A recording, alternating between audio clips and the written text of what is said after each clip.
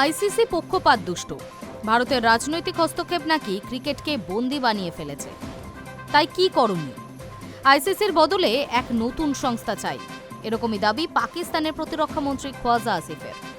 ভারতের বিরুদ্ধে ম্যাচ বয়কটেই পাকিস্তানের নাটক শেষ হচ্ছে না।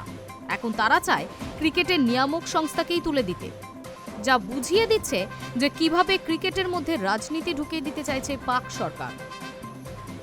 সোশ্যাল মিডিয়ায় পাকিস্তানের প্রতিরক্ষা মন্ত্রী লিখেছেন, ভদ্রলোকের খেলার স্পিরিটকে বাঁচিয়ে রাখার জন্য একটা নতুন আন্তর্জাতিক সংস্থার প্রয়োজন। দক্ষিণ এশিয়ায় আইসিসি তো ভারতের রাজনৈতিক স্বার্থের জন্য বন্দী হয়ে গিয়েছে। খোদ পাকিস্তানের মন্ত্রী এই কথা বলছেন, যা সরাসরি আইসিসির নীতি ও কর্মপদ্ধতির ওপর আক্রমণ।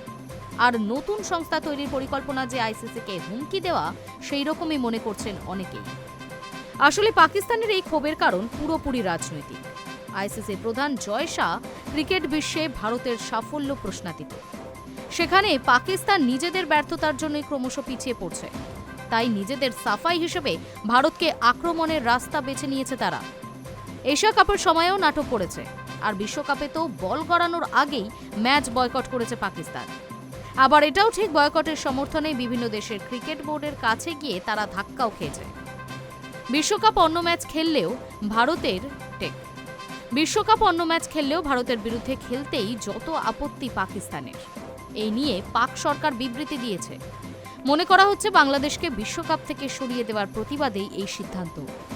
15 ফেব্রুয়ারি শ্রীলঙ্কার মাটিতে পাকিস্তানের বিরুদ্ধে ভারতের ম্যাচ হওয়ার কথা ছিল, কিন্তু পাক বাহিনী ম্যাচ বয়কট করেছে। এবার আইসিসির শাস্তির খাড়া নেমে আসতে পারে পাক বোর্ডের ওপর। Hi News network.